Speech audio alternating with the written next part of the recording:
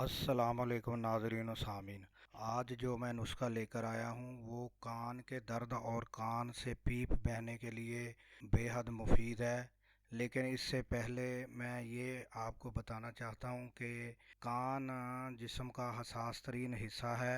अगर इसमें दर्द या ज़ख़म या कोई पीप वगैरह बहना शुरू हो तो सबसे पहले कोशिश ये करें कि किसी मुस्तनद डॉक्टर से रजू करें। तो मैं जो नुस्खा बता रहा हूँ वो नापैद हालात और जहाँ डॉक्टरों की रसाई या मरीज़ का डॉक्टर तक ना पहुँच ना सकना, उसके लिए ये नहायत ही एक मुफीद नुस्खा है।